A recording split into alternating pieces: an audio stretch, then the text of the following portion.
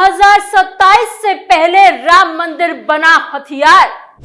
सपा मंदिर पर बोले, दरगाह पर साध ले चुप्पी। अयोध्या के बाद मथुरा क्यों चर्चा में?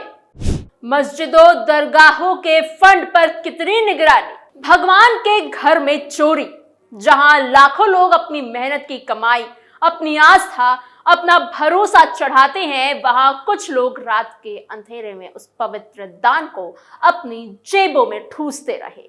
अयोध्या का राम मंदिर जो 500 साल की लड़ाई के बाद बना, जिसके लिए इस देश के हर कोने से हर एक हिंदू ने एक एक रुपए जोड़कर दे दिया, उसी मंदिर में 200 करोड़ से ज्यादा की लूट।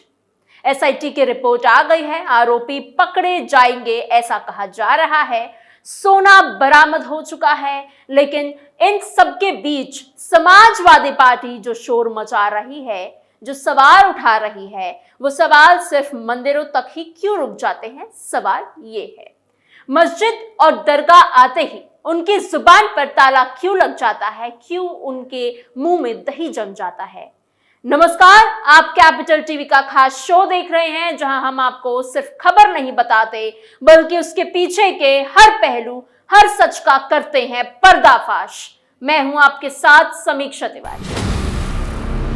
देश के सबसे बड़े धार्मिक स्थलों पर जब करोड़ों रुपए के चढ़ावे की बात आती है, तो सवाल उठना लाजमी है कि आखिर ये पैसा जा कहां रहा था। अयोध्या के राम मंदिर में हुई चढ़ावे की चोरी ने पूरे देश को हिलाकर रख दिया, और अब जब एसआईटी ने अपनी रिपोर्ट तैयार कर सरकार को सौंप दी है, तो इस मामले में एक के बाद एक बड़े खुलासे सामने आते जा रहे हैं। लेकिन इस पूरे मामले में जो सबसे बड़ा सवाल है वो ये है कि जो पार्टियां आज मंदिरों में हो रहे घोटालों पर सबसे ऊंची आवाज में बोल रहे हैं, सवाल उठा रहे हैं, इल्जाम लगा रहे हैं, वो मस्जिदों और दरगाहों पर हो रहे गबन पर चुप क्यों रह जाते हैं? और ये चुप्पी क्या सिर्फ इत्तेफाक है, या इसके पीछे 2027 के विधानसभा चुनाव की कोई बड़ी सियासी चाल है? सबसे पहले बात करते हैं अयोध्या की। राम मंदिर में हुई चढ़ावे की चोरी मामले में एसआईटी ने मंगलवार को ही अपनी शुरुआती जांच रिपोर्ट राज्य सरकार को सौंप दी। ये 20 पन्नों की रिपोर्ट है, जिसमें 150 से ज्यादा लोगों से पूछताछ का पूरा ब्यौरा दर्ज है। यह रिपोर्ट 23 जून 2026 को गृह विभाग के additional chief secretary Sanjay Prasad को सौंपी गई। सूत्रों के मुताबिक इस रिपोर्ट में एफआईआर दर्ज करने की सिफारिश की गई है। साथ ही मंदिर ट्रस्ट को दोबारा गठित करने का सुझाव दिया गया है। यह भी कहा गया है कि किसी सीनियर सरकारी अफसर को मंदिर का सीईओ नियुक्त किया जाए, ताकि प्रशासन में पारदर्शिता आ सके। एसआईटी ने यह भी कहा है कि पिछले 5 साल में चढ़ावे का ऑडिट कराया जाए और ट्रस्ट के पदाधिकारियों की भूमिका की गहराई से जांच की जाए। अब तक इस मामले में 5 आरोपी लवकुश, अविनाश, अनुकल्प, करुणे और राम शंकर उर्फ टिन्नू यादव की निशानदेही पर 2 करोड़ से ज्यादा की रिकवरी भी हो चुकी है। इसके अलावा चंपत राय के करीबी माने जाने वाले टिन्नू यादव के घर से सोना भी बरामद हुआ। और जो बात सबसे ज्यादा चौंकाने वाली है कि ये शुरुआती अनुमानों के मुताबिक इस चोरी की रकम 200 करोड़ रुपए से भी ज्यादा हो सकती है। जी हाँ, यानी जिस मंदिर को 500 साल बाद बनाया गया, जिसके लिए देश के करोड़ों हिंदुओं ने दान किया, उसी मंदिर में उसी की आस्था के साथ इस कदर खिलवाड़ हो गया। जब राज्य सरकार ने यह रिपोर्ट पीएमओ यानी प्रधानमंत्री कार्यालय को भेज दी, अब पीएमओ तय करेगा कि ट्रस्ट के किन सदस्यों को बनाए रखा जाए, किन्हें हटाया जाए, किन की जिम्मेदारियों में बदलाव किए जाए। यानी अब गेंद सबसे ऊंचे पाले में है। इस बीच मथुरा से भी अब एक अहम खबर सामने आ रही है। श्री कृष्ण जन्मभूमि पर भी सवाल उठने लगे हैं, और सवाल उठाने वाला कोई और नहीं, समाजवादी पार्टी ही है।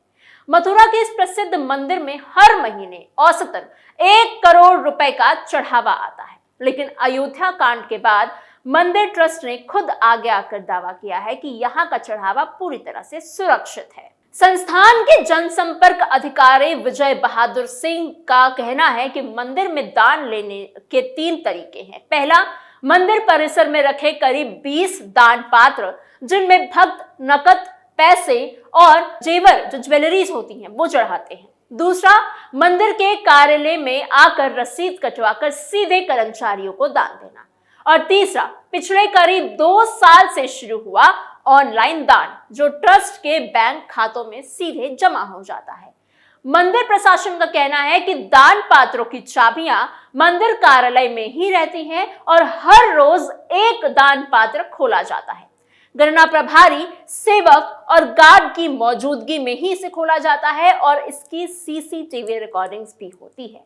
दान पात्र से निकले पैसों को बोरे में भरकर 15 गुना फीट के एक खास काउंटिंग रूम में ले जाया जाता है जहां संस्थान के सीनियर पदाधिकारी मौजूद रहते हैं। उनके सामने ही गिनती होती है। नोटों की गड्डियां बनाकर बक्से में रखकर उसे फिर सील कर दिया जाता है और बक्से को मंदिर परिसर के ट्रेजरी में रखा जाता है जो 7 सीसीटीवी कैमरों की निगरानी में है। अगले दिन स्टेट बैंक के मुख्य शाखा के कर्मचारी मंदिर आते हैं। पदाधिकारियों की मौजूदगी में ही सील खोली जाती है, मशीनों से गिनती होती है और रकम रजिस्टर में दर्ज करके बैंक के खाते में जमा हो जाती है। काउंटिंग में बैठने वाले कर्मचारियों को बिना जेब वाले निक्कर और शर्ट पहनाए जाते हैं ताकि कोई भी कुछ छिपा ही ना सके। बाहर जाने पर पूरी तलाशी ली जाती है। नोट और सिक्कों को अलग करके स्टेटमेंट बनाया जाता है जिसकी 3 कॉपियां तैयार की जाती है। साल में 4 बार यानी हर 3 महीने में ऑडिट किया जाता है। दान पात्र से लेकर सोने चांदी और दूसरे धातुओं और अलग रजिस्टर में दर्ज करके उसे सील कर दिया जाता है और साल में 1 बार विशेषज्ञ से उनकी शुद्धता और कीमत का मूल्यांकन कराया जाता है। यह मंदिर 2 संस्थानों के जरिए चलता है। पहली है श्री कृष्ण जन्मभूमि ट्रस्ट जो पूरी 13.37 एकड़ जमीन की कानूनी मालिक है। इस ट्रस्ट की स्थापना उद्योगपति सेठ जुगल किशोर बिड़ला ने 21 फरवरी 1991 को की थी। उसका मकसद था श्री कृष्ण जन्म स्थल पर भव्य मंदिर का निर्माण कराना और उसी जमीन की रक्षा भी करना। इसी जमीन से 2.5 एकड़ हिस्से पर शाही ईदगाह मस्जिद है और बाकी जमीन मंदिर के कब्जे में है। इस 10.9 एकड़ जमीन को लेकर अभी अदालत में मुकदमा चल रहा है। दूसरी संस्थान है श्री कृष्ण जन्मस्थल सेवा संस्थान जो मंदिर के रोजमर्रा के काम, रख रखाव, प्रबंधन और संचालन की जिम्मेदारी उठाती है। इसकी स्थापना 1 मई 1958 को श्री कृष्ण जन्मस्थल सेवा संघ के नाम से हुई थी और 1977 में इसका नाम बदलकर सेवा संस्थान किया गया। इसकी अध्यक्षता महंत नृत्य गोपाल दास, सचिव कपिल शर्मा है। वरिष्ठ सदस्य गोपेश्वर नाथ चतुर्वेदी है और जॉइंट मैनेजिंग ट्रस्टी अनुराग डालमिया समेत 15 दूसरे लोग इससे जुड़े हुए हैं। अब इसी बीच श्री कृष्ण जन्मभूमि संघर्ष न्याय के अध्यक्ष दिनेश शर्मा फलहारी ने मंदिर के चढ़ावे में गड़बड़ी के आरोप लगा दिए हैं। इनके साथ डिंपल यादव ने भी आरोप लगा दिए हैं। इन आरोपों के महज 24 घंटे के अंदर ही श्री कृष्ण जन्मस्थल सेवा संस्थान ने फलाहारी बाबा पर एफआईआर दर्ज करवा दी। अब आते हैं असली सवाल पर और ये सवाल सीधा है और बेहद तीखा है। देश में हाल ही में कई मस्जिदों और दरगाहों से भी चढ़ावे में गबन और गड़बड़ियों की खबरें आई हैं, लेकिन समाजवादी पार्टी, अखिलेश यादव, डिंपल यादव जो आज राम मंदिर के मामले में सबसे आगे बढ़कर आवाज उठा रही है, उन मामलों पर बिल्कुल चुप हो जाती है। सपा सांसद डिंपल यादव ने यह कहा कि सरकार मथुरा वृंदावन में कॉरिडोर बनवा रही है और वहां भी घोटाले हो सकते हैं। उन्होंने कहा कि अयोध्या में सरकार ने साजिशन चोरी छिपाई है, लेकिन जब मस्जिदों और दरगाहों में गड़बड़ी की बात आती है तो डिंपल यादव बोलती हैं, ना अखिलेश यादव बोलते हैं।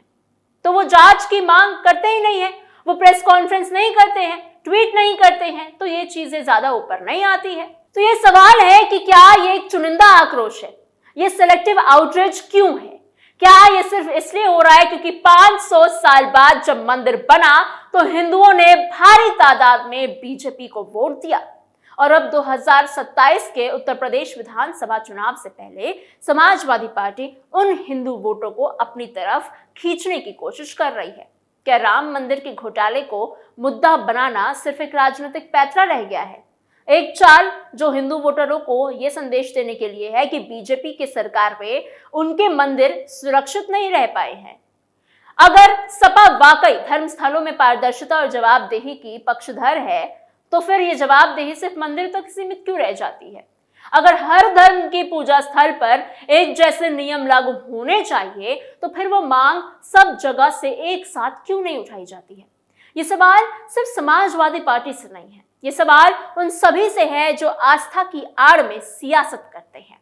अयोध्या का राम मंदिर सिर्फ एक मंदिर नहीं है, वो करोड़ों हिंदुओं की सदियों पुरानी आस्था का प्रतीक है। उस आस्था के साथ धोखा हुआ है और वो धोखा उजागर होना चाहिए। दोषियों को सजा मिलनी चाहिए, लेकिन इस मुद्दे को अगर सिर्फ चुनावी हथियार बनाया जाए और बाकी जगहों पर हो रहे गबन पर आंखें मूंद ली जाए, तो ये इंसाफ नहीं, ये सियासत है और जनता इसे भली भांति समझती है। तो फिलहाल इस पर्दाफाश के पेशकश में इतना ही। कुछ सवाल आपके लिए छोड़ के जा रही हूं, उसके जवाब हमें कमेंट बॉक्स में जरूर बताइएगा। ऐसी और खबरों के लिए बने रहिए कैपिटल टीवी उत्तर प्रदेश के साथ।